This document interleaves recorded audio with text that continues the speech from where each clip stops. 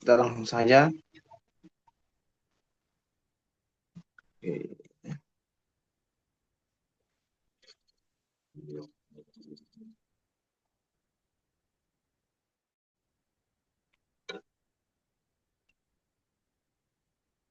Ya, jadi hari ini, malam ini kita mau belajar tentang ini ya, cahaya dan optik ya. Nah, ini soal-soal yang akan kita kerjakan. Nah, kira-kira kalau materi optik ini Kalif lagi. Syafiq udah dapat di sekolah belum? Sudah, Ya, sudah, belum. sudah kan, sudah. Belum ya? Udah ya? Oh ya, udah. Sudah. Oke. Oke. Nah, oke, berarti kita bisa langsung bahas ya. Nanti sambil bahas sambil saya mereview ya. Oke. Jadi kita lihat di sini soalnya nomor satu. Nomor satu bilang di depan sebuah lensa konvergen ya diletakkan sebuah benda dan di belakang lensa tersebut dipasang sebuah cermin konvergen. Nah, kalau lensa konvergen itu lensa cembung ya, konvergen. Nah, konvergen sendiri artinya apa? Artinya mengumpulkan sinar. Kemudian cermin konvergen itu cermin cekung. Nah, kemudian sebuah lensa dan sumbu lensa dan sumbu cermin berhimpit ya. Terus panjang fokus lensa dan cermin berturut-turut adalah F dan G. Tapi panjang fokus lensa lebih besar dari panjang fokus cermin ya. Jadi F lebih besar dari G di sini. Jadi nah ini ya, F lebih besar G. Pertanyaannya sorry. Jarak antara lensa dan cermin sama dengan F. Jarak antara lensa dan cermin F. Kemudian dengan S adalah jarak benda-benda lensa. Dinyatakan bahwa nah sekarang kita akan menguji empat pernyataan ini. Apakah benar atau tidak masing-masing. Nah, oke. Pertama kan kita perlu menggambar dulu ya. Nah, kita gambar seperti ini. Nah, kita gambar seperti ini ya, Kak Syafiq. Jadi, di sini kan di depannya kan adalah lensa cembung. Makanya di sini lensa cembung itu fokusnya positif. Makanya di sini Kak Ari kasih tanda positif. Kemudian di belakang lensa sejauh F dari lensa tersebut ada cermin. Jadi ini ada jarak F. Nah, ini cerminnya, cermin cekung. Ya, Kak. Nah, terus kan jarak fokus lensa adalah F yang ini ya. Jarak fokus lensa ini. Ini F dan ini juga F. Terus jarak fokus cermin adalah G yang ini. Nah, di mana tadi kan F lebih besar dari G, makanya Kak Ari menggambar G itu berada di antara ini ya, antara lensa dan cermin. Karena ini F lebih besar dari G. Nah, terus yang berikutnya Syafiq harus pahamin dulu. Jadi kalau depan lensa artinya benda nyata dan bayangan maya. Kalau belakang lensa artinya bendanya maya, bayangannya nyata ya. Nah, tetapi kalau cermin berbeda.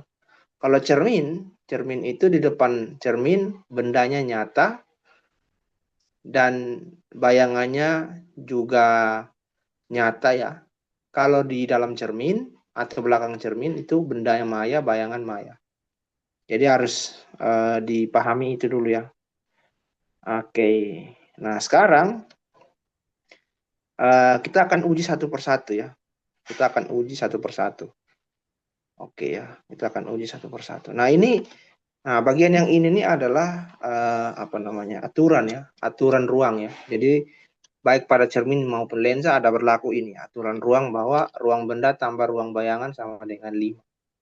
Nah jadi kalau di sini, nah di sini yang bagian atas tuh adalah ruang benda. Jadi ruang benda satu di depan lensa, ruang benda 2, ruang benda 3, dan ruang benda 4, ruang benda maya. Terus ruang uh, bayangan satu di belakang lensa. Ini ruang bayangan nyata, bayangan nyata, bayangan nyata. Nah, di sini adalah bayangan maya yang nomor 4. Nah, sekarang kita akan uji satu persatu pernyataannya. Pertama, jika S lebih kecil dari F, bayangan yang dibentuk lensa menjadi benda yang bersifat nyata bagi cermin. Nah, kalau misalnya bayangan yang dibentuk lensa menjadi benda yang bersifat nyata bagi cermin, Berarti bayangan tersebut harus berada di depan cermin. Ya. Jadi kalau bayangan yang dibentuk lensa menjadi benda yang nyata bagi cermin, ya, menjadi benda yang nyata bagi cermin, maka benda harus berada di, bayangan harus berada di depan cermin supaya menjadi benda yang nyata bagi cermin. Kita lihat. Kalau S lebih kecil dari F. Nah, tadi kan Kak Aris sudah bilang bahwa dari sini ke sini ini adalah F. Ini adalah F ya. Terus di sini pernyataannya mengatakan bahwa S lebih kecil dari F. Berarti benda harus kita letakkan antara titik pusat lensa dan F ini. Jadi bisa letakkan di sini atau di sini. Nah, dalam soal sini Kak Ari gambarkan bendanya Kak Ari letakkan di sini. Oke. Nah, Safik lihat. Nah, kalau begitu, benda itu ada di ruang berapa? Benda ada di ruang 1 ya di sini. Ini kan? Benda ada di ruang 1. Berarti bayangannya ada di ruang 4 ya. Bayangannya ada di ruang 4. Ruang 4 itu di mana? Di belakang lensa di sini. Ya. Oke ya. Ruang 4. Sorry. Ruang 4. Ruang 4. Jadi karena bayangan di ruang 1, karena benda di ruang 1, maka bayangan ada di ruang 4. Nah, ruang 4 lensa itu di sini. Di depan lensa ya. Jadi ruang 4 itu di depan lensa di bagian sini. Jadi bayangan terbentuk di sini, di depan lensa. Berarti karena bayangan terbentuk di depan lensa, artinya bayangan itu juga terbentuk di depan cermin. Berarti bayangan itu akan menjadi benda yang nyata bagi cerminnya. Oke, begitu ya. Nah, jadi kalau ini ya, ini Kak Aris sudah tulis ya di sini. Jadi kalau depan cermin itu benda nyata. Ya. Kalau belakang cermin benda maya. Ya, kalau depan cermin itu bayangan nyata, kalau di dalam cermin itu bayangan maya. Begitu ya. Nah, jadi jawabannya tuh benar ya. Jadi nomor 1 ini benar ya, bahwa bayangan yang dibentuk lensa menjadi benda yang nyata bagi cermin. Alasannya adalah karena bayangan itu ada di depan lensa dan juga di depan cermin. Oke ya. Ada pertanyaan? Udah Kak Awan. Oke. Sekarang kita uji pernyataan yang kedua. Jika S lebih besar dari F, bayangan akhir yang dibentuk cermin bersifat nyata. Jika S lebih besar dari F, maka bayangan akhir yang dibentuk cermin bersifat nyata. Bayangan akhir ya. Oke. Nah, bayangan akhir kita lihat. Yang kedua, jika S lebih besar dari F. Lebih besar. Berarti kan kalau S, ini kan tadi F-nya di sini. Ini jarak fokus. S lebih besar dari F, berarti bisa jadi S-nya tuh berada di sini ya. Nah, di sini. Atau bisa juga di sini. Nah, Kak Ari pilih di sini ya. Oke. Nah, berarti di sini benda ada di ruang 2 ya. Benda ada di ruang 2, berarti bayangannya ada di ruang 3. Ruang ruang bayangan 1 di mana di sini? Ruang bayangan 1 di sini, ruang bayangan 2 di sini, ruang bayangan 3 di sini. Makanya bendanya sekarang di sini. Ruang bayangan 3. Berarti sifat bayangan yang dibentuk lensa itu adalah nyata. Kenapa nyata? Karena ada di belakang lensa. Tetapi karena bayangannya ada di sini, berarti bayangannya tuh berada di belakang cermin cekung. Artinya bahwa benda bayangan ini dia akan menjadi benda yang bersifat maya terhadap cermin cekung. Artinya bahwa bendanya ada di ruang 4. Ya. Ruang 4. Benda ada di ruang 4, berarti bayangannya ada di ruang berapa? Di ruang berapa, Syafiq? Gimana Kak? Kalau benda ada di ruang 4, berarti bayangannya ada di ruang berapa? 1. Nah, benda berarti bayangannya ada di ruang 1. Nah, ruang 1 berarti ada di sini. Makanya Kak Ari taruh dia di antara pusat cermin dan juga apa? fokus cermin G ini. Nah, bayangannya ada di sini. Nah, sifat bayangannya, apa sifat bayangan akhirnya? Nah, sifat bayangannya kalau kita lihat, benda ada di ruang 4, bayangan ada di ruang 1. Berarti itu artinya bendanya diperkecil. Jadi sifat bayangan akhir tuh, jadi kan pertanyaannya apa?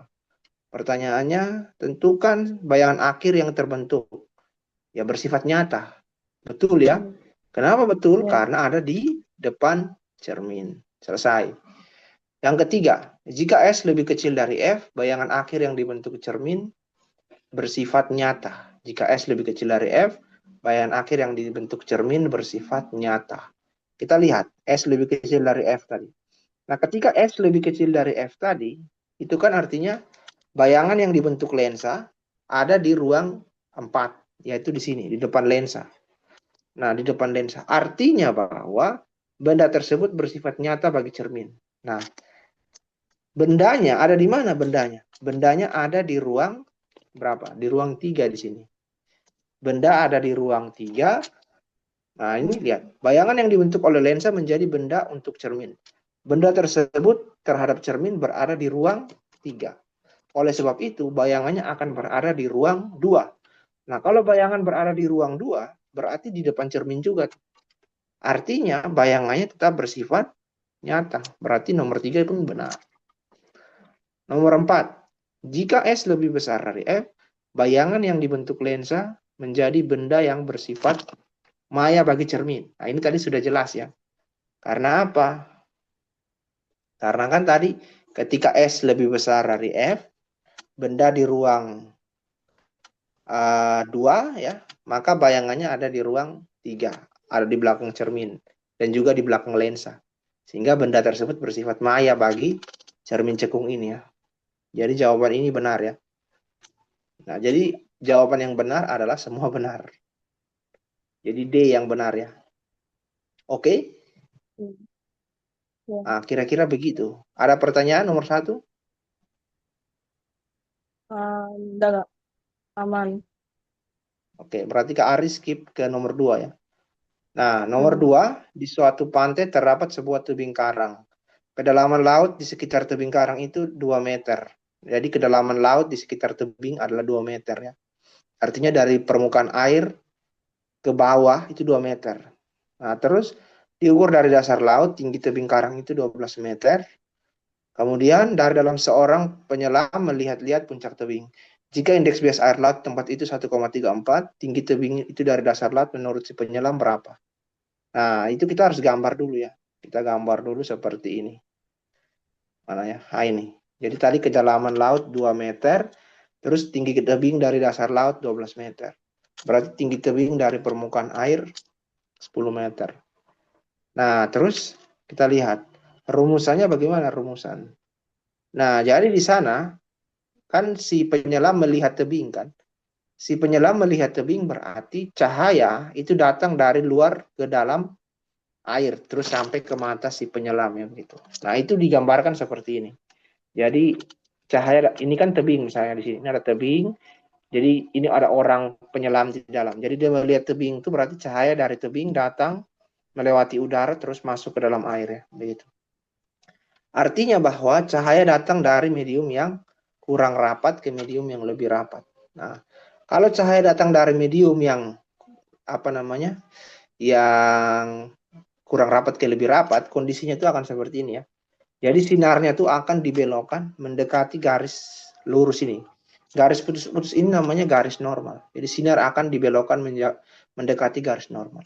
Jadi ketika sinar datang dari medium yang kurang rapat di sini udara, ke medium yang lebih rapat di sini air laut, maka sinarnya akan dibiaskan mendekati garis normal ini. Oke. Nah, ini rumusnya, berlaku rumusan ini. N1 sin I, sin I itu adalah sinus sudut datang dan sama dengan N2 sin R. Sin R itu adalah sinus sudut bias ya. Oke. Nah, jadi kalau siapa namanya Safik lihat ya. Oh ya mesti azan ya kita jeda sebentar.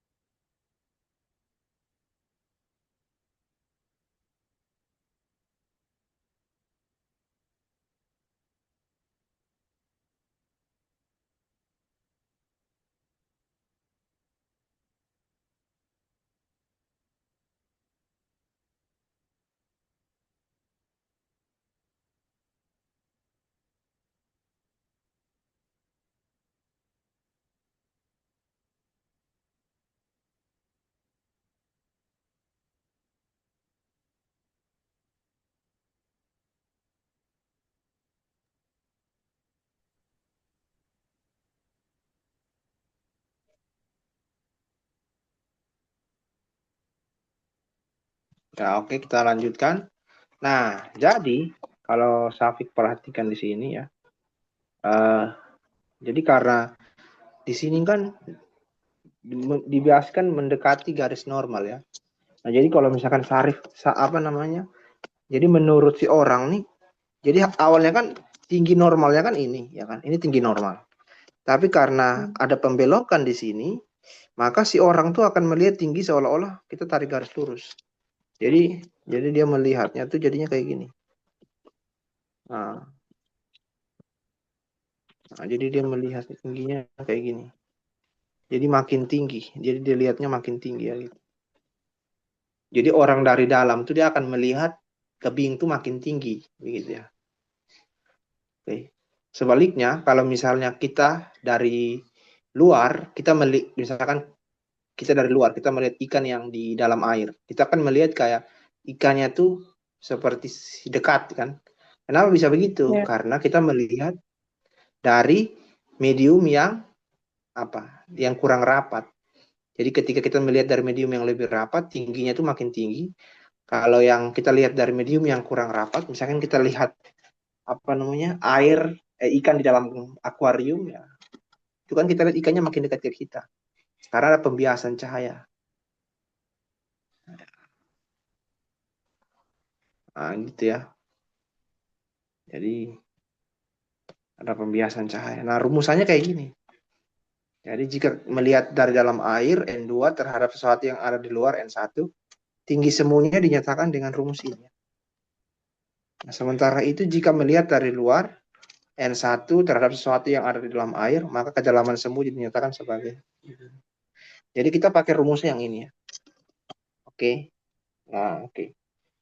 Nah, sekarang garis biru ini menjadi bidang batas medium. Jadi ini dalam sini adalah medium air, di atas garis biru adalah medium udara. Nah, oke. Jadi tinggal kita tulis hanya 10 N11, N2-nya 1,34. Nah, kita pakai rumus ini ya. H aksen sama dengan N2 per N1 kali H. Berarti N2-nya 1,34 bagi 1 kali H. Maka jawabannya adalah 13,4. Nah, 13,4 ini terhadap permukaan air. Nah, pertanyaannya kan diukur terhadap dasar laut. Berarti kalau terhadap dasar laut, kita tinggal tambah 2 meter ini. Jadi jawabannya adalah ini ya, 15,4.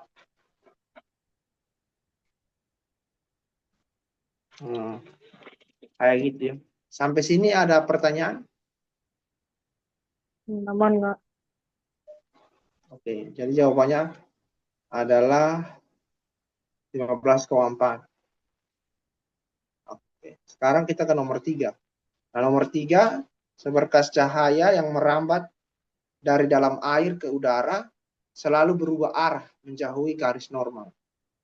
Nah, cahaya merambat dari air ke udara. Itu artinya merambat dari medium yang lebih rapat ke medium yang kurang rapat. Ya, kalau cahaya merambat dari medium yang lebih rapat ke medium yang kurang rapat, maka cahaya akan dibiaskan menjauhi garis normal. Jadi misalnya, jadi ke Ari gambarkan ya. Jadi kondisinya itu gini. Misalnya gini, ini adalah bidang batas antara dua buah medium. Oke. Nah, di sini kan dia bilang cahaya merambat dari dalam air ke udara. Berarti kondisinya seperti tadi, ya. Nah, jadi kita lihat. Misalkan ini bidang batas dua medium ya. Cahaya merambat dari medium yang lebih rapat, yaitu air ke udara. Berarti misalnya ini adalah sinar datangnya. Misalnya ini adalah sinar datang. Nah, ini adalah sinar datang. Sinar datang dengan sudut datang di sini adalah I. Ini sudut datang. Maka karena datang dari medium yang lebih rapat, N1, ini N2, di mana N1 lebih besar N2, maka sinar akan dibiaskan menjauhi garis normal. Berarti sinarnya akan belok ke kiri. Nah, kayak gini. Nah, ini adalah sinar biasnya. Jadi dia menjauhi garis normal. Ini R. Nah, kayak gini ya, sorry. Nah, oke. Ini benar. Pernyataan itu benar. Sebabnya adalah cepat rambat gelombang cahaya dalam air lebih tinggi dari cepat rambatnya di udara. Nah, ini yang salah. Jadi, cahaya, dia paling cepat. Cahaya itu paling cepat merambat di ruang hampa. Oke. Cahaya paling cepat merambat di ruang hampa. Nah, kalau di suatu medium, kalau ruang hampa itu kan artinya tidak ada medium kan. Oke. Kalau misalkan cahaya merambat dalam satu medium, misalnya udara atau air atau kaca atau apapun itu, cepat rambat cahaya di suatu medium itu bergantung pada kerapatannya atau indeks biasnya. Ya. Indeks bias medium yang adalah ini N. Jadi cepat rambat cahaya di suatu medium ini bergantung pada besarnya N. Kalau medium itu semakin rapat, berarti cepat rambat cahaya di situ akan makin kecil ya. Jadi kalau misalnya air dan udara, mana yang lebih renggang? Ya jelas udara. Berarti cepat rambat cahaya itu harusnya lebih besar di udara ya, bukan di air. Jadi ini salah gitu ya. Makanya ini salah. Jadi pernyataannya itu hanya yang ini yang benar. Yang ini salah. Jadi gitu ya.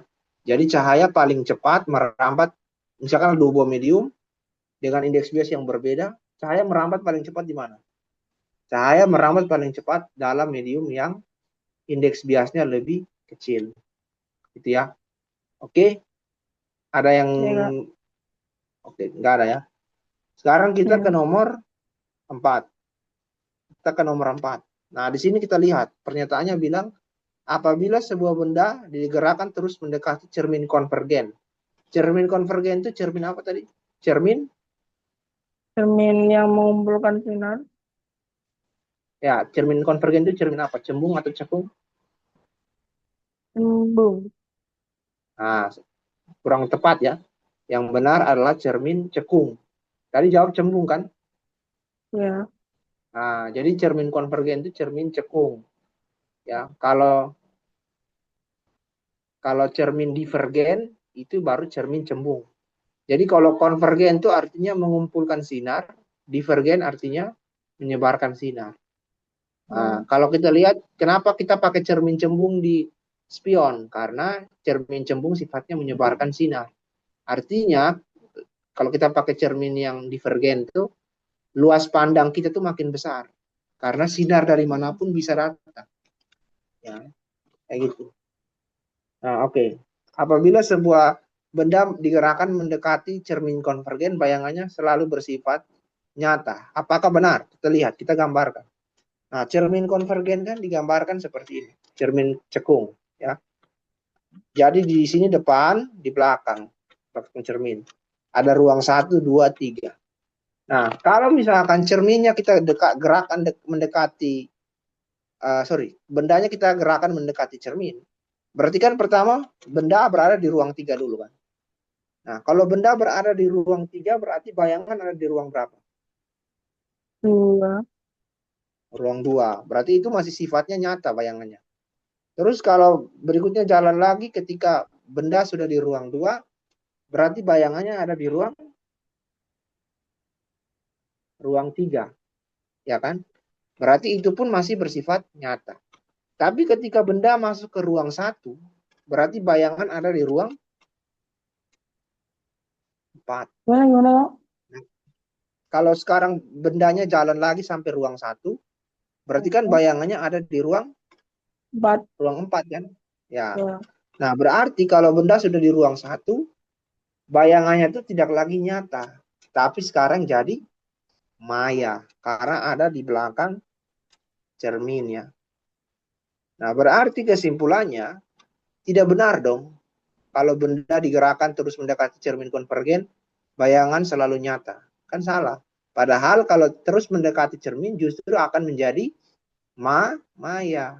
Berarti salah. Ya kan?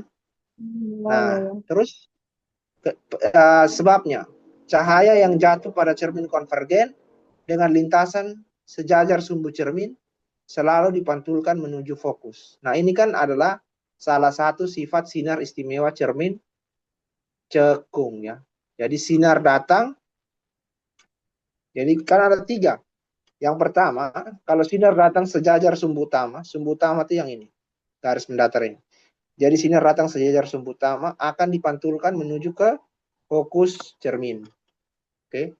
Yang kedua, kalau sinar menuju titik fokus cermin, yang kuning ini, maka sinar akan dipantulkan sejajar dengan sumbu utama.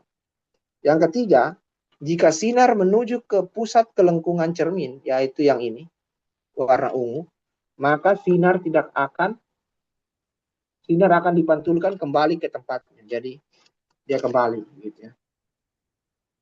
Nah, itu sifat sinar istimewa cermin cekung. Berarti yang sebabnya itu benar. Berarti jawabannya adalah C ya. Hanya satu yang benar. Nah, oke, oke ya. Sekarang kita ke nomor 5. Tapi sebelum kita kerja ke Ari izin.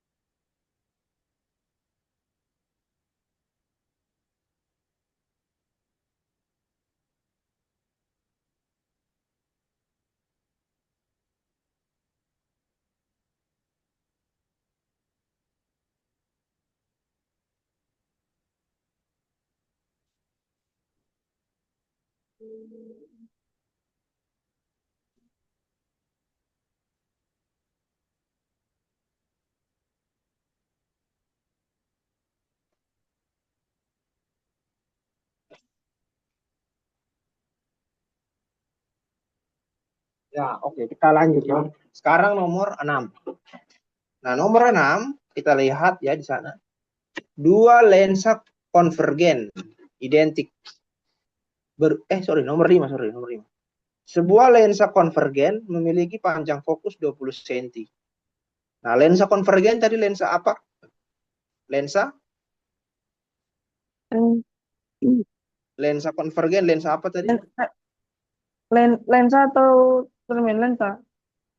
Yang ini. Coba coba lihat ini.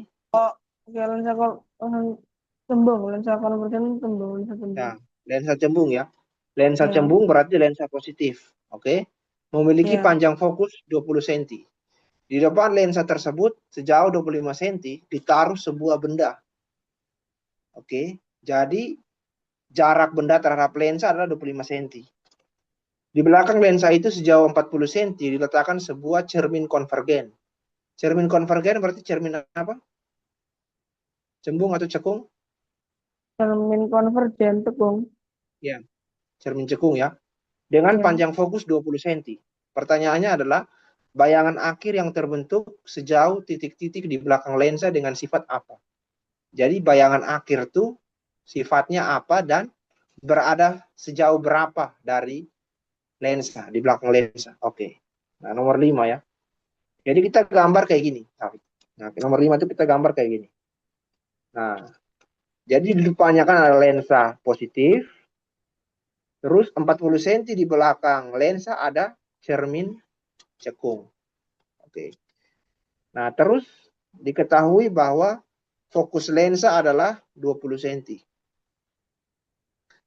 Jarak benda ke lensa adalah 25 cm. Berarti apa namanya? Jarak benda lebih besar dari jarak fokus ya. Nah, terus kalau kita lihat, tapi di sini kan FL-nya kan 20 fokus lensa. Berarti 2 kali 20-nya itu adalah 40. Sementara Hmm. SL-nya adalah 25. Berarti kalau kita gambarkan, biasanya kan di sini nanti ada apa? Nanti kan uh, di sini kan misalnya ada 2F2. Nah, jarak dari F2 ke lensa itu adalah berapa? 20 cm. Jarak dari 2F2 ke lensa ini itu adalah 2 kali 20, yaitu 40. Sementara jarak benda kan 25. Berarti benda itu ada di mana? Di sini atau di sini? Di ruang 1, 2. Ini kan ruang 1, ruang 2 atau ruang 3.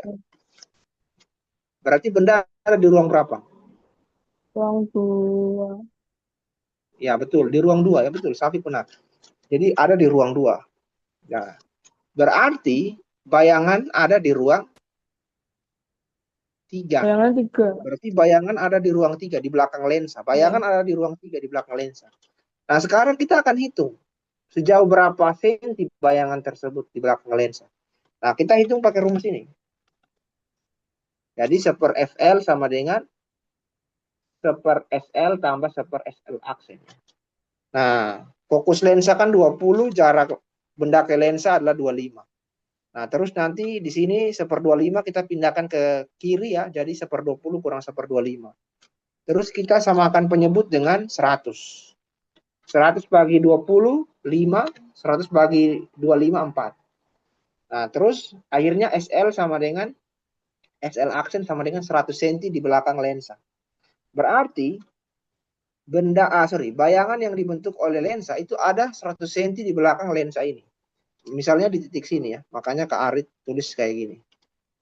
Ada 100 cm di belakang lensa. Nah, tadi kan jarak lensa ke cermin adalah 40 cm. Nah, berarti jarak bayangan yang dibentuk lensa ini terhadap cermin adalah 60 cm di belakang cermin. Berarti bayangannya ini bersifat apa? Nyata atau maya terhadap cermin? Sebagai benda, Bayangan ini kan sebagai benda terhadap cermin kan? Berarti ini benda maya atau benda nyata?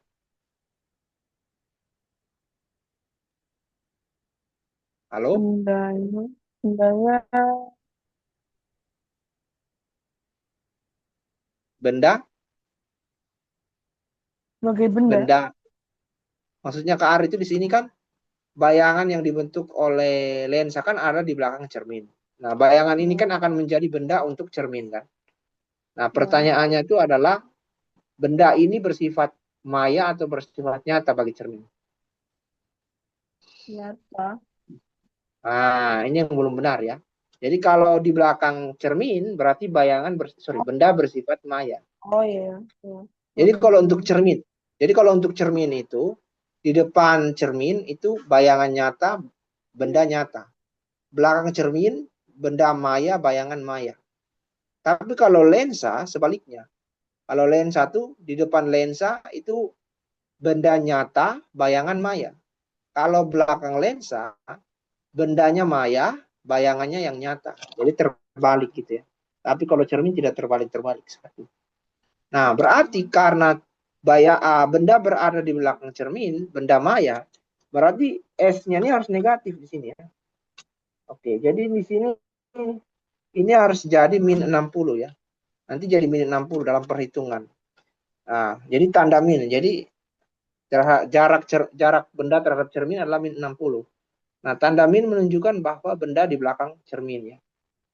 Nah, selanjutnya kita hitung, Safi. Kita akan hitung berapakah jarak bayangan yang dibentuk cermin ya. Nah, berarti kan dari sini kita pindahkan ini ke kiri jadi positif. Samakan penyebut dengan 60. 60 bagi 20 adalah 3, 60 bagi 60 1. Berarti hasilnya 60 bagi 4. Nah, di sini tandanya apa? Positif ya, positif. Nah, apa arti positif? Arti positif ini berarti bahwa bayangannya bersifat nyata ya, karena bayangan positif bersifat nyata. Artinya bayangannya ada di depan cermin sejauh 15 cm. Ya, jadi dia ada di depan cermin sejauh 15 cm. Nah, tadi kan pertanyaannya adalah tentukan jarak bayangan terhadap lensa, bayangan akhir ya. Nah, kalau Safik perhatikan, jarak antara lensa dan cermin ini kan 40. Terus benda Hmm. berada di depan cermin sejauh 15 cm ini. Nah, berarti jarak bayangan ini terhadap lensa berapa di sini? Berarti tinggal 40 kurang 15, yaitu 25. 25. Oh, 25 ya. ya. 25 cm. Nah, berarti di sini 25 cm di belakang lensa. Jadi bayangan akhir terbentuk 25 cm di belakang lensa dengan sifat apa? Terhadap lensa ya maksudnya ini. Sifat terhadap lensa bayangannya apa?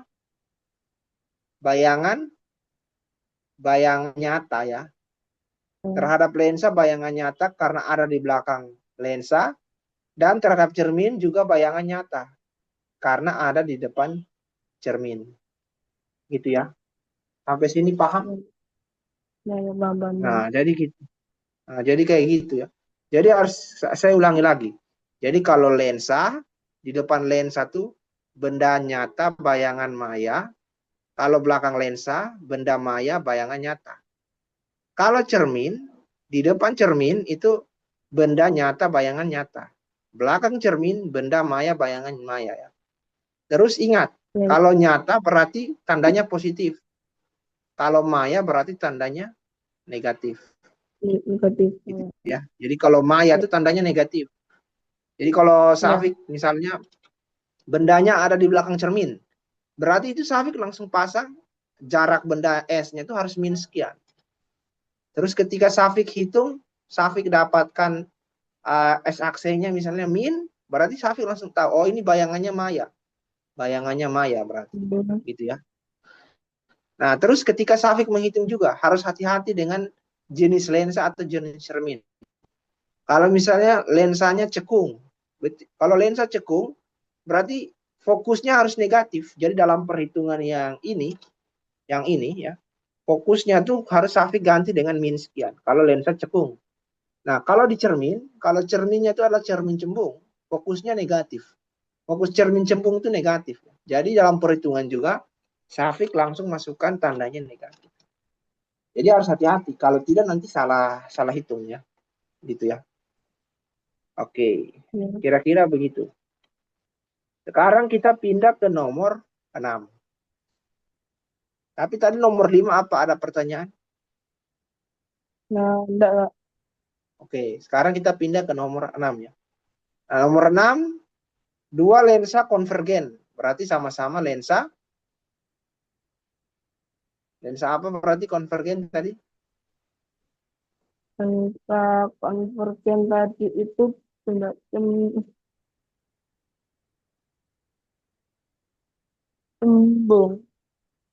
Ya, Ya, lensa cembung, lensa cembung ya. cembung. Jadi lensa Ya. konvergen itu lensa cembung. Tapi kalau cermin yang konvergen, jangan bilang cermin cembung. Tapi itu adalah cermin cekung. Cermin konvergen itu cermin cekung. Nah, dua lensa konvergen identik, disusun berurutan dengan sumbu keduanya saling berhimpit. Panjang fokus lensa adalah F dan jarak antar lensa 2F. Sebuah benda diletakkan sejauh F di depan salah satu lensa.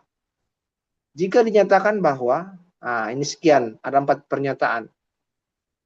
Oke, mana pernyataan yang benar? Ini belum dibahas kan? Oh ya, nomor 6. Nomor 6 ya. Oke, nomor 6 ya. Kita lihat nomor 6. Nomor 6. Pernyataan pertama. Bayangan akhir terbentuk tepat di antara kedua lensa.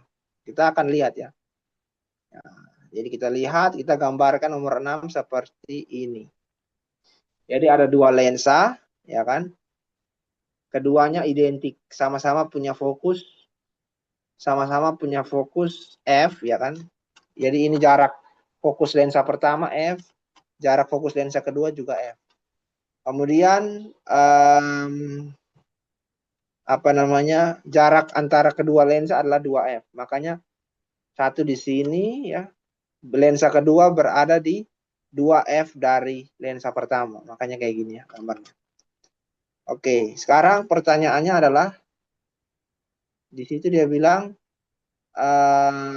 apa tadi? Jika sebuah benda diletakkan sejauh F di depan lensa. Oke. Benda diletakkan sejauh F di depan lensa. Berarti benda ada di F ya. Benda ada di F. Benda ada di F berarti S sama dengan F. S sama dengan F. Nah, Safik masukkan ke dalam rumusan ini. Ya. Nah, di sini kan kalau apa namanya? S sama dengan F, maka S ini Safik ganti dengan F. Maka nanti seper S aksen itu sama dengan seper F kurang seper F, yaitu 0. Jadi seper S aksen sama dengan 0, S aksen sama dengan 1/0. 1/0 tidak punya makna ya, tak terdefinisi, ya, begitu, tak punya makna. Nah, berarti apa artinya kalau S aksennya tak hingga? Berarti kita lihat bayangan akhir tepat berada di kedua lensa. Oke, nah ini jangan dulu ya. Di sini kan apa namanya, S aksennya jauh tak hingga. Jauh tak hingga di mana? Di depan sini atau belakang? Nah, jawabannya adalah di belakang sini ya. Jauh tak hingga, mungkin di sini ya. Jadi dia ada di jauh tak hingga di belakang. Jadi bayangan oleh lensa 1 berada jauh di sebelah kanan lensa 2. Misalnya di sini. Berarti bayangan itu kan akan menjadi benda untuk lensa 2. Nah, kalau kita lihat karena bayangan ada di belakang lensa 2, berarti bayangan itu bersifat maya ya. Bersifat maya terhadap lensa 2. Ya, bersifat maya terhadap lensa 2. Oke. Nah, bersifat maya karena di belakang lensa. Nah, bayangan, nah jadi sorry. Bagi lensa 2 dia bersifat nyata. Jadi apa namanya? Keliru, sorry. Jadi kan si bayangan oleh lensa 1 yang ini ya berada jauh di sebelah kanan lensa 2 di sini. Berarti terhadap lensa ini bayangannya bersifat nyata, bukan maya, sorry. Kalau belakang lensa bersifat nyata, sorry. Nah, bayangan nyata untuk lensa bayangan nyata untuk lensa pertama dan menjadi benda maya untuk lensa kedua. Ya betul, benda maya betul karena ada di belakang lensa ya. Kalau bayangannya nyata, ya sorry, bayangannya nyata kalau di belakang lensa. Ya. Kalau benda di belakang lensa baru benda maya. Nah, dan menjadi benda maya untuk lensa kedua. Nah, sekarang bayangannya ada di ruang berapa? Bayangannya pasti ada di ruang 3 ya, di belakang sini. Ruang 3. Bayangan ada di ruang 3. Berarti benda ada di ruang 3 ya. Benda ada di ruang 3 ya. Berarti bayangannya ada di ruang 2 ya. Iya. Nah, oke. Di sini bayangan akhir bersifat maya. Betul. Kenapa bayangan akhir bersifat maya? Karena bayangan akhir pasti akan ada di ruang ruang 2 ya. Jadi ada di antara kedua lensa ini. Ya. Oke ya. Nah, makanya di sini saya tulis bayangan akhirnya bersifat maya. Nah, jadi bayangan nyata untuk lensa pertama dan menjadi benda maya untuk lensa kedua. Nah, kenapa benda maya? Karena ada di belakang lensa, ada di ruang 3 ya. Ada di ruang 3. Nah, berarti bayangannya ada di ruang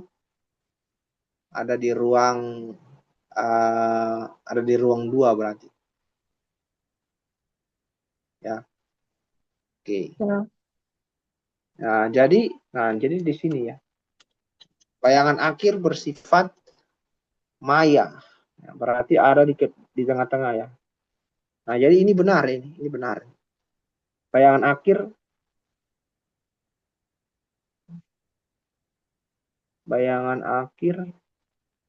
terbentuk tepat.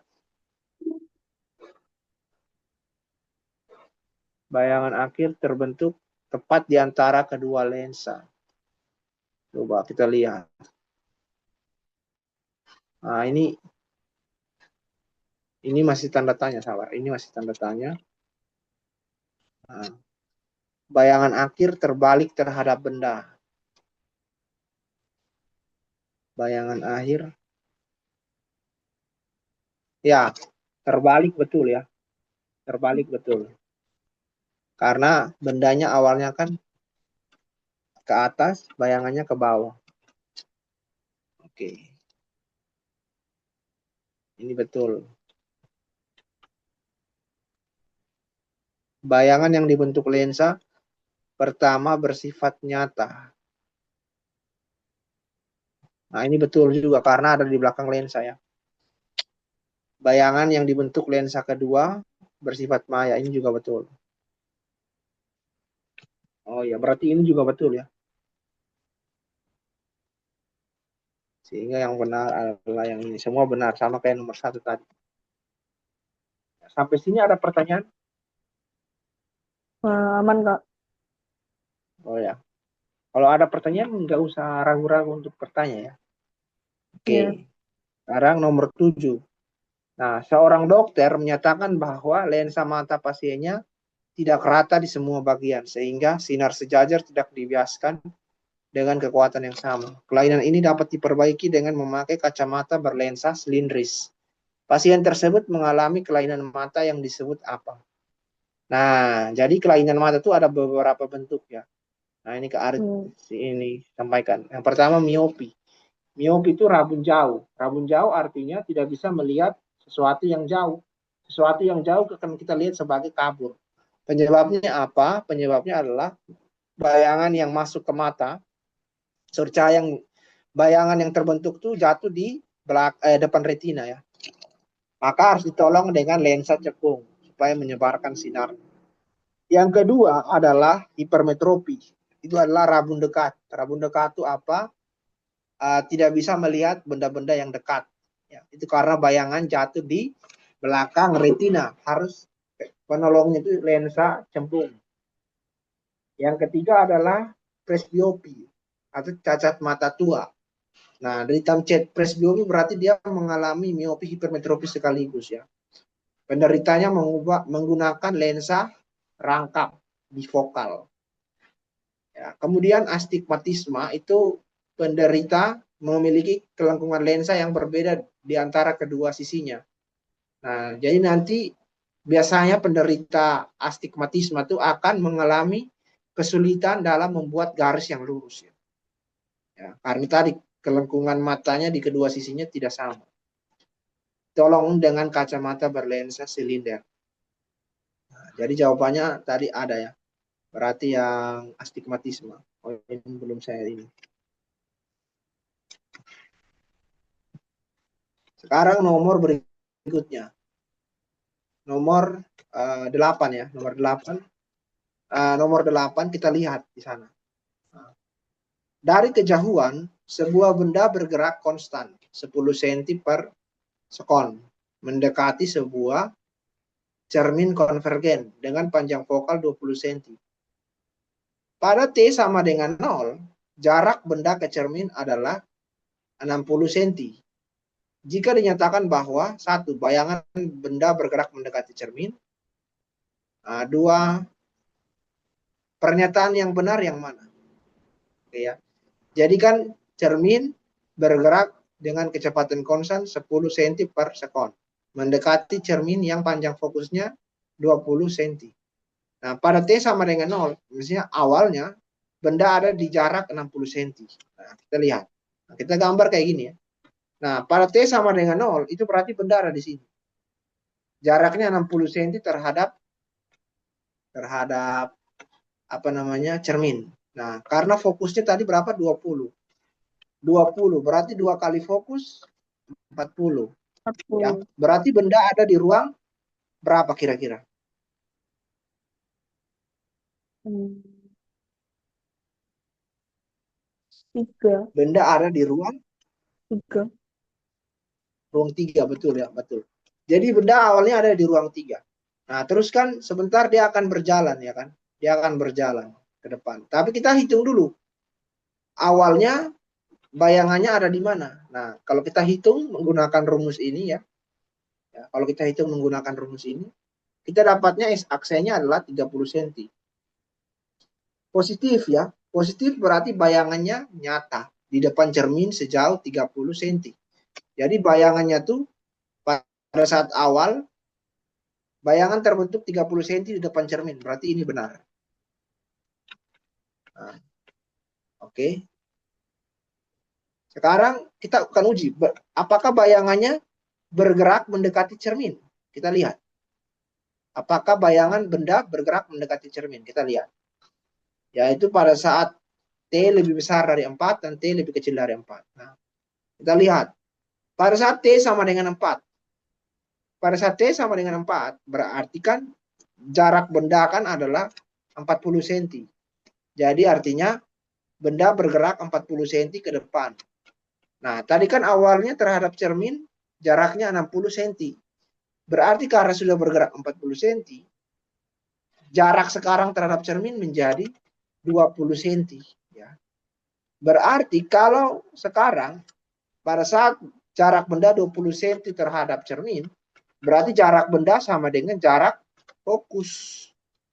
Sehingga S-aksenya berada di jauh tahingga. Nah, jauh tahingga itu di mana? Di depan cermin ya. Di sini. Di ruang 3 ya. Di ruang 3. Jadi misalkan ini fokus 2F, ini ruang 1, 2, 3. Bayangannya mungkin ada di sini. Nah, gitu ya. Oke. Nah, sekarang kita lihat. Apa yang terjadi kalau misalkan T lebih kecil dari 4? Misalkan coba Syafiq masukkan T sama dengan 3 di sini. Kalau T sama dengan 3 di sini, berarti kan jadinya 30 ya. Di sini, ya kan? Ya. Berarti dia Ya. bergerak maju 30. Berarti 60 kurang 30 adalah 30.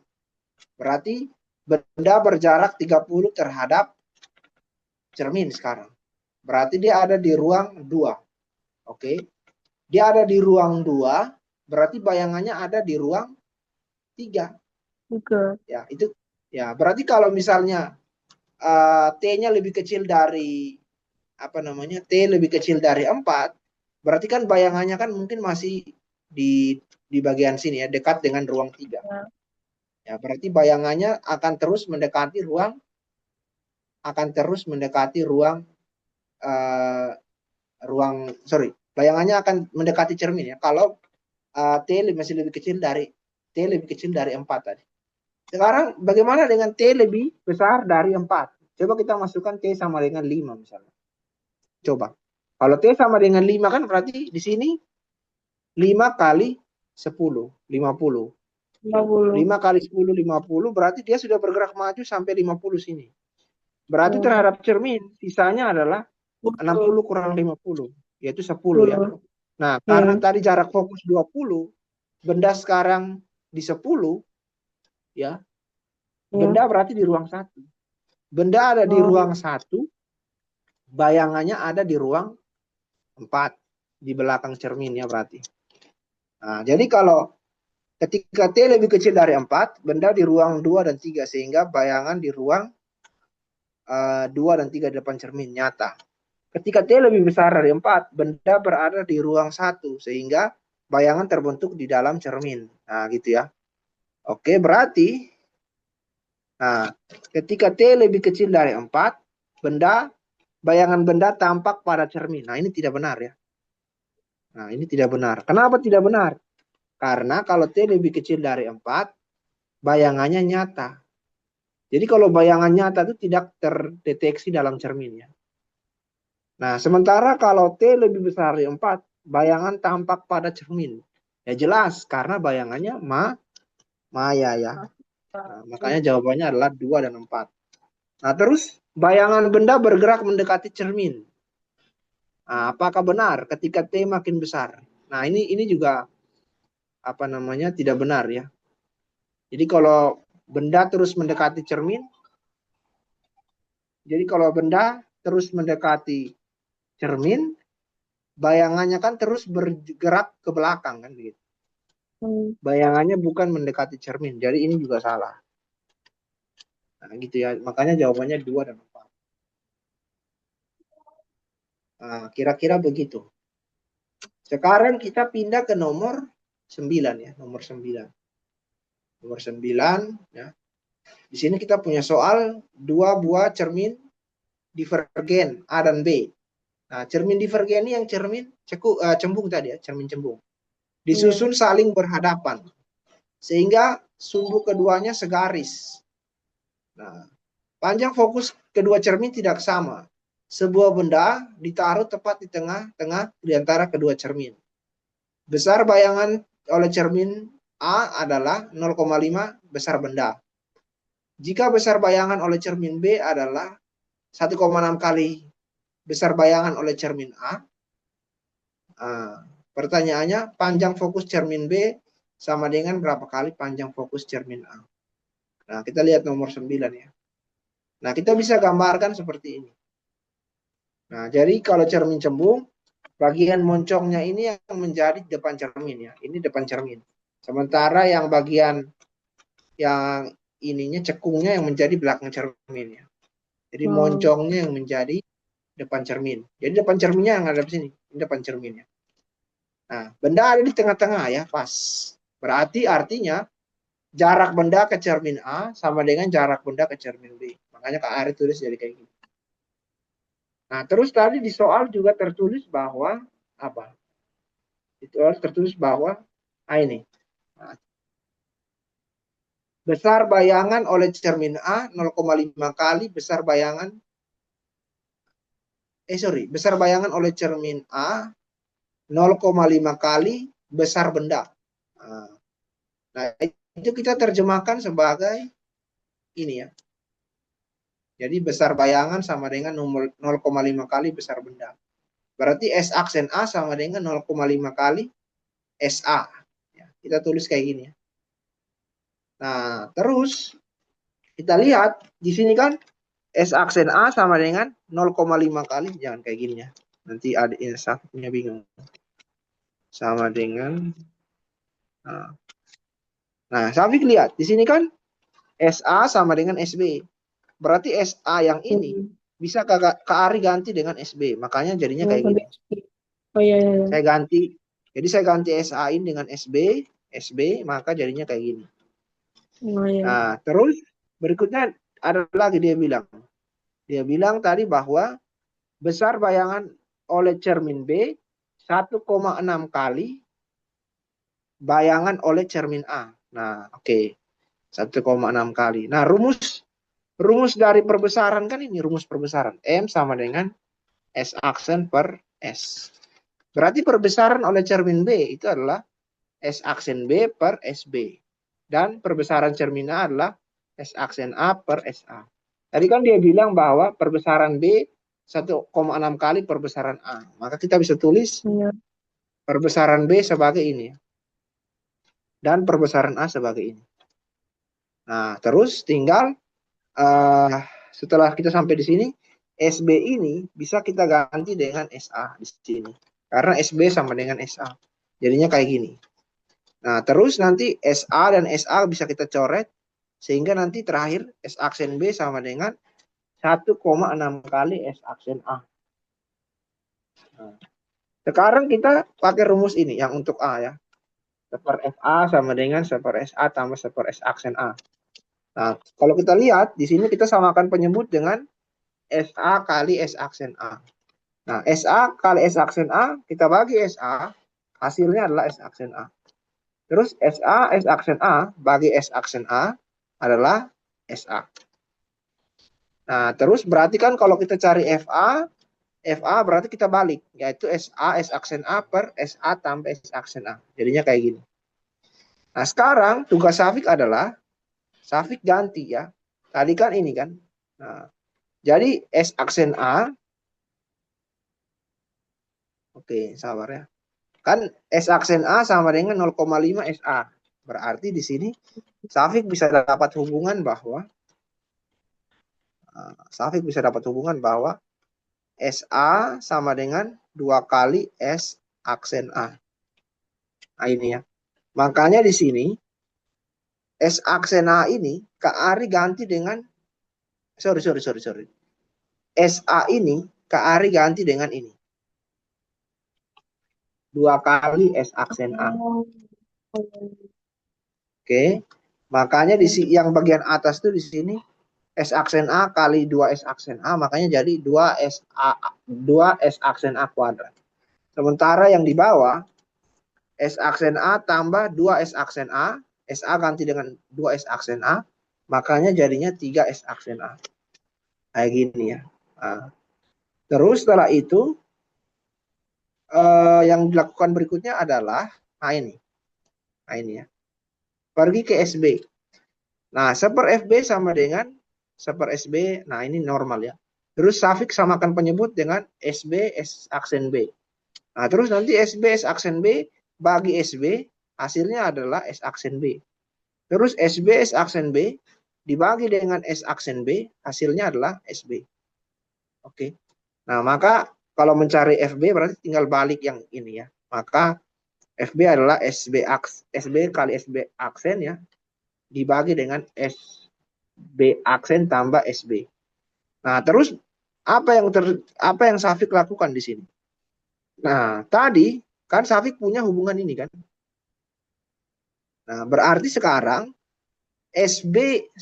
sekarang SB aksen Safik ganti dengan 1,6 kali S aksen A. Terus SB ini ya SB ini nah dari sini ya. Jadi dari hubungan ini Safik punya bahwa SB sama dengan 2 SA aksen.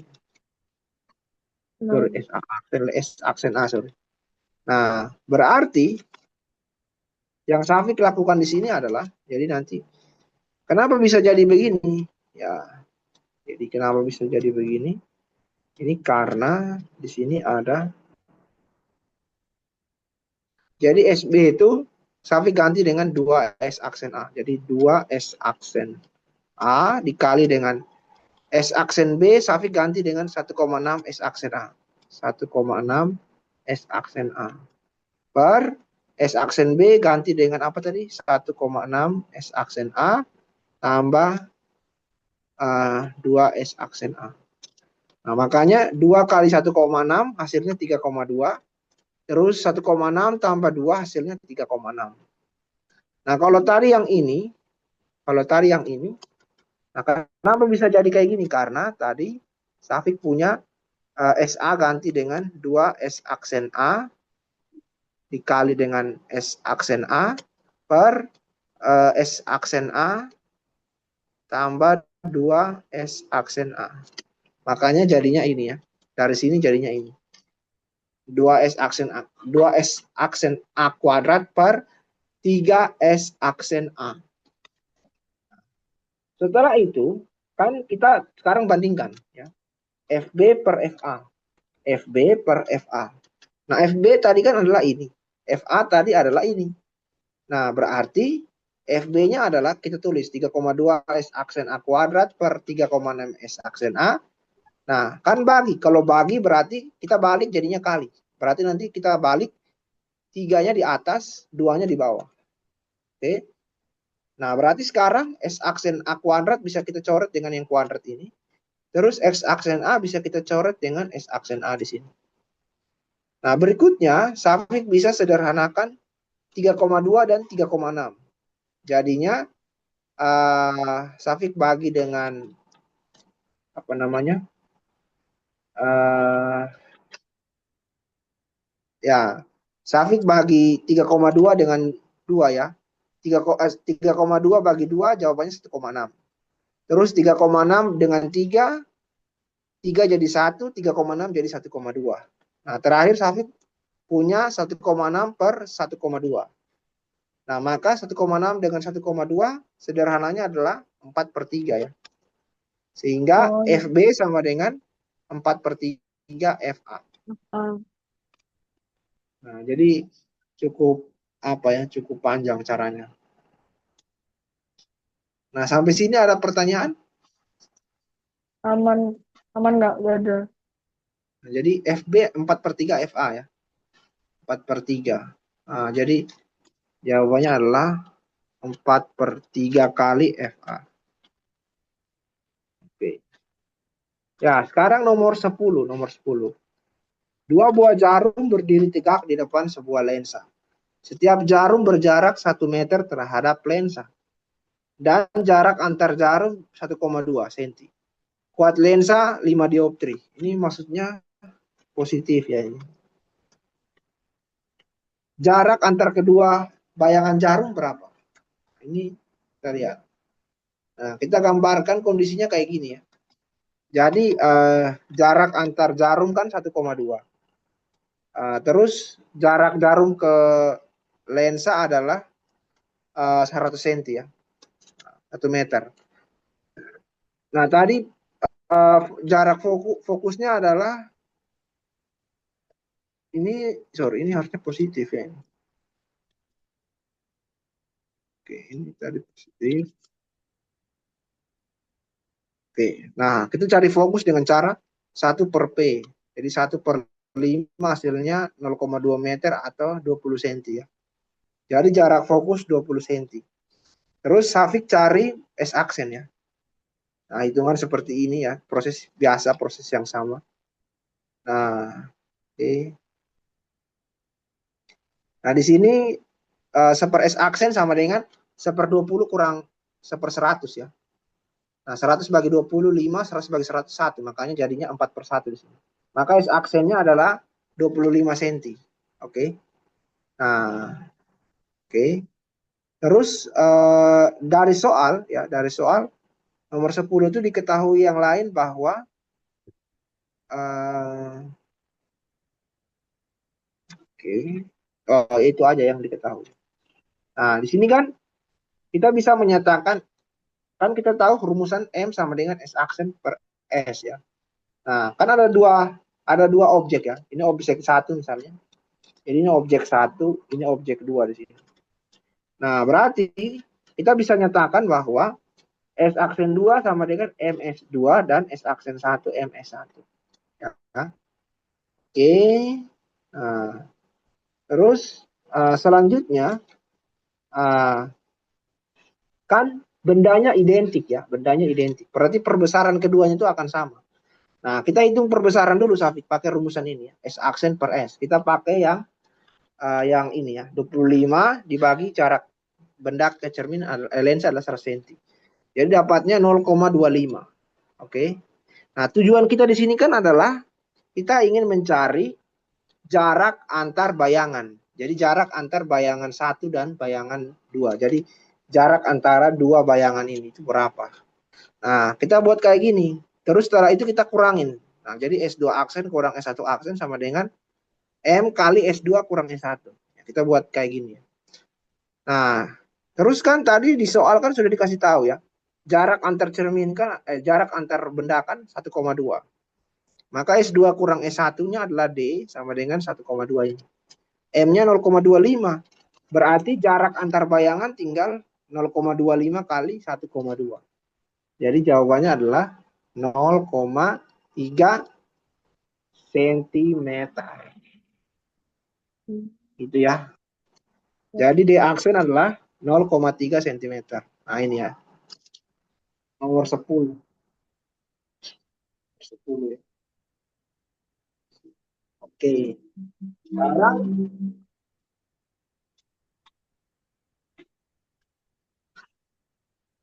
Sekarang nomor 11. Nah, nomor 11 ini tentang kaca pelan paralel ya. Nah, kaca pelan paralel seperti ini ya, kaca pelan paralel. Nah, jadi di kaca pelan paralel itu kan ada sudut datang di sini. Sudut datang theta 1. Terus di sini sudut bias ya. Jadi kenapa di sini mendekati garis normal? Ya, karena sinarnya datang dari medium yang lebih rapat ke medium yang sinar datang dari medium yang kurang rapat ke medium yang lebih rapat, makanya mendekati garis normal sih. Nah, kemudian ketika sinarnya keluar, sinar ini akan sejajar dengan sinar datang. Jadi garis ini sejajar dengan garis keluar dari kaca pelan paralel ini. Nah, biasanya dihitung berapakah ketebalan ya, ketebalan lagi ditanya ini pergeseran sinar ya, berapa senti biasanya. Itu yang dicari. Biasanya yang dihitung tuh besarnya pergeseran sinar atau D ya. Pergeseran sinar D. Nah, D itu sama dengan ini rumusnya ya. T kali sin theta 1 kurang theta 2 per cos theta 2.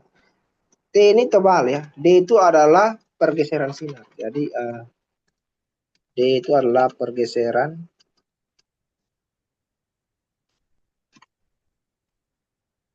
kalau T itu adalah tebal kaca. Nah, gitu ya. Oke. Nah, sekarang kita ke soalnya. Nah, di soal dia bilang bahwa cahaya keluar dari kaca pelan paralel dalam keadaan terurai banyak warna. Ini salah ya. Nah, jadi dia tidak terurai di sana ya, salah. Nah, arah rambat cahaya yang masuk ke kaca pelan paralel dan yang keluar dari kaca pelan paralel saling sejajar. Nah, itu betul. Ya kan, tadi kan garis sudah tunjukkan kan, garisnya lurus sama-sama. Terus 3, panjang gelombang cahaya di udara dan dalam kaca paralel tidak berpanjang gelombang cahaya di udara dan di dalam kaca pelan paralel tidak berbeda. Ini salah ya. Panjang gelombangnya berbeda. Tidak sama ya. Ya, jadi panjang gelombangnya berbeda. Dan yang terakhir, dalam kaca pelan paralel cahaya terurai dalam banyak warna. Nah, ini bisa terjadi. 4 benar. Jadi jawabannya 2 dan 4. Oke, sekarang nomor 12. Nomor 12, sebuah cermin diletakkan 50 cm di depan cermin konvergen. Sehingga terbentuk bayangan di depan cermin dengan ukuran 1,5 kali ukuran benda. Panjang fokus cermin tersebut adalah titik. Nomor 12. Nah, diketahui S 50 cm depan cermin berarti positif ya S-nya. F-nya adalah berapa pertanyaannya? Perbesarannya adalah 1,5. Nah, rumus perbesaran kan ini. Berarti dari sini karena S-nya adalah 50, S aksennya tinggal 50 kali 1,5 hasilnya ini ya. Nah, pertanyaannya kan F. Nah, F-nya tinggal pakai rumus ini. Nah, Oh iya, kita iya, iya. dapatnya 30 cm ya. 30 cm. Oh iya. 30 cm. Iya. Nah, fokusnya 30 cm ya. Nah, ini 30. Nomor 13. Sebuah benda diletakkan 120 cm di depan lensa divergen, berarti lensa cekung. Ya. Sehingga terbentuk bayangan di depan lensa. Bayangan di depan lensa berarti bayangan maya dengan ukuran 0,25 kali ukuran benda. Kuat lensa berapa dioptri? Oke, nomor 13. Nomor 13. Nah, ini bayangan depan lensa bayangan maya. Nah, S-nya 120 cm, M-nya 0,25. Berapa P-nya? Oke. Nah, di sini kita pakai rumusan tadi, M sama dengan S aksen per ini ya, S. Maka kita dapatkan S aksennya min 30 cm ya. Min 30 cm. Bayangan maya ya. Bayangan depan lensa maya. Makanya sini ke Ari langsung kasih minus. Nah, terus kita dapatkan hitung ini ya. Kita dapatkan fokusnya min 40 cm atau 0,4 meter. Tapi minus. Ya. Maka kekuatan lensa itu rumusnya ini. Seper F ya. Tapi F-nya harus dalam meter. Makanya F-nya dalam meter ya. Dalam satuan meter ya. Makanya di sini dari senti ke ari konversi ke meter dulu. Maka 1 per 0,4 jawabannya min 2,5 dioptri. Nah, gitu ya. Jadi ini adalah min 2,5 dioptri. Nomor 14. Sebuah benda diletakkan 50 cm di depan cermin konvergen sehingga terbentuk bayangan di depan cermin. Ukuran 1,5. Jika benda diletakkan 24 cm di depan cermin, ukuran bayangan yang terbentuk berapa kali ukuran benda? Oke. Nomor 14. Tadi kan S 50 cm, M 1,5. Nah, dari sini kan kita dapatkan S aksennya ya, S aksen. Oke, terus kita cari fokusnya dulu pakai rumus ini. Kita dapat fokus 30. Nah, sekarang kita hitung. Kalau jarak benda yang dikasih 24 cm, berarti jarak bayangannya berapa? Kita hitung pakai ini ya. Seper F masukkan. Kita dapatnya S aksennya min 120. Perbesarannya hitung pakai ini ya.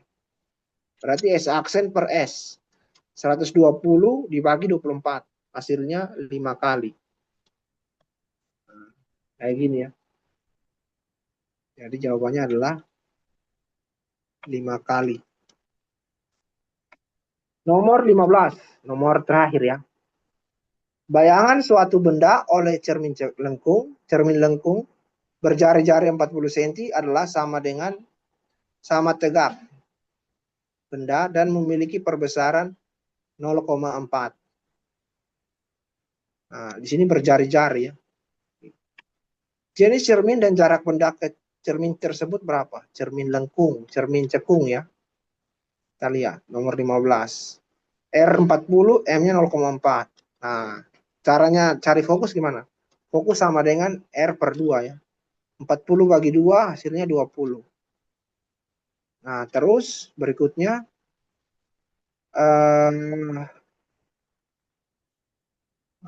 terus apa namanya?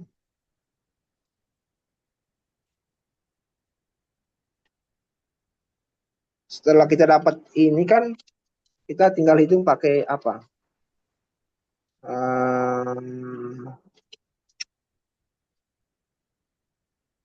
Sorry, pertanyaannya apa ya tadi?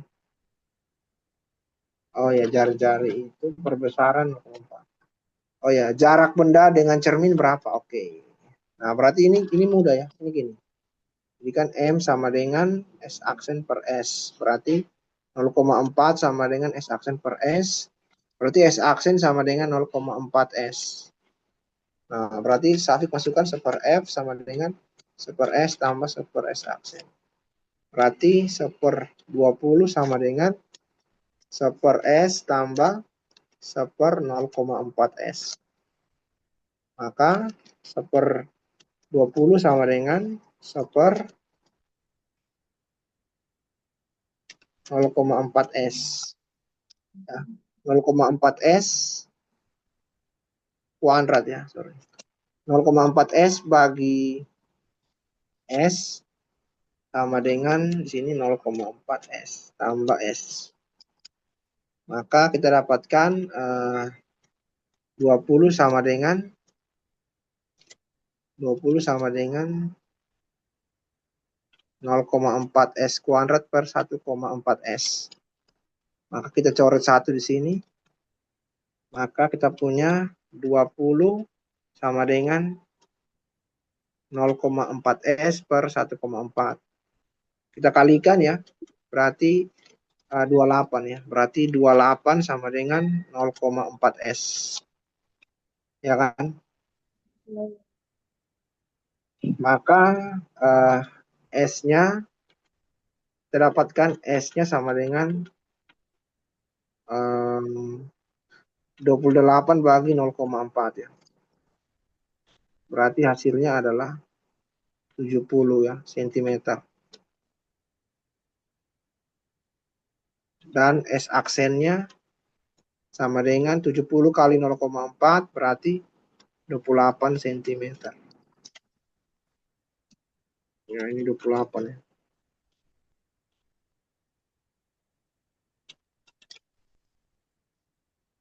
Oke. Jawabannya apa? Jawabannya jenis cermin dan jarak benda dan jarak antara benda dengan cermin berapa? Nah, kok 30 ya?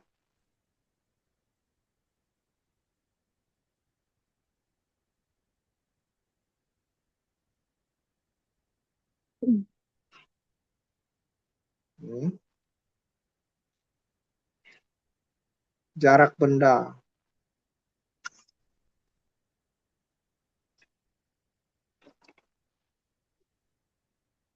Oh ya, cermin cembung ya.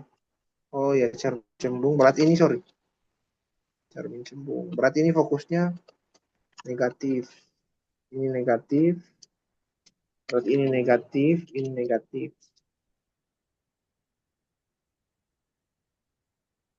Berarti ini negatif, ini negatif.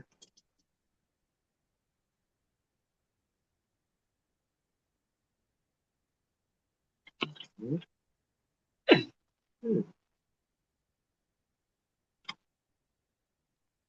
Sabar ya. Ya, jari-jari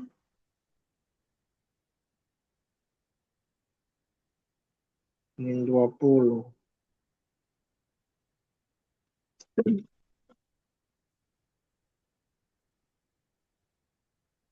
0,4 s bagi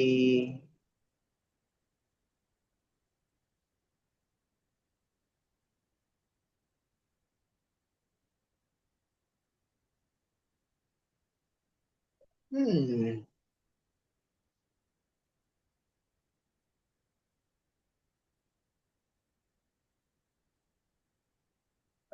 hmm, S-nya malah 70 cm.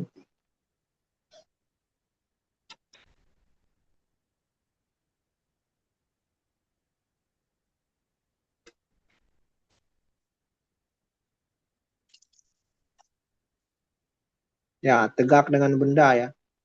Sama tegak dengan benda. Ya, harusnya. Jarak benda dengan cermin S.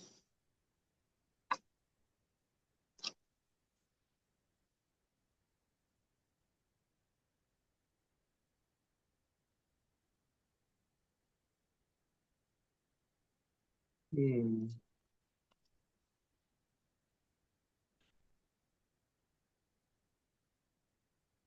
Hmm.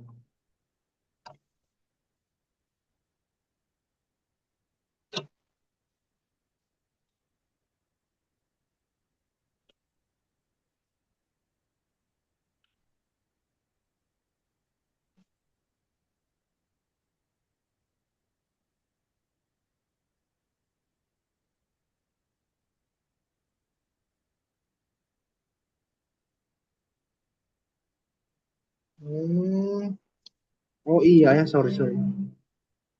Berarti Kak Aris salah di sini, sorry.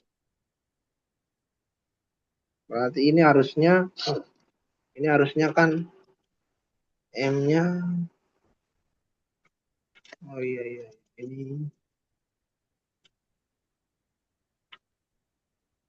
Ini ada min ya.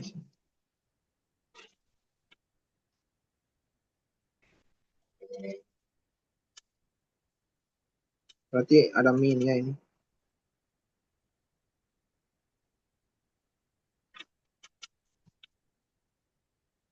Nah, ini ada min di sini ya. Berarti ini salah ya. Ini juga salah. Ini harusnya kurang di sini. Hmm. 0,4 S kuadrat bagi S hasilnya adalah 0,4 S kurang 0,4 bagi 0,4 S kuadrat bagi 0,4 S adalah S. Maka kita punya min 1/20 sama dengan 0,4 kurang 1 ya.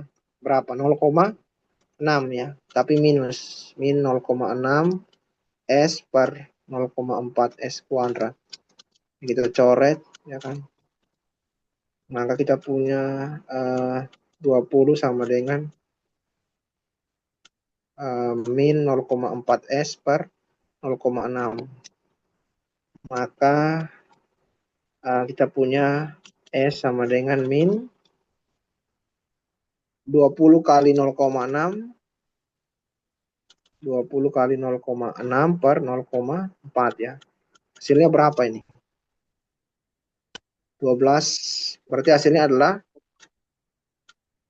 min 30 ya. 30 cm.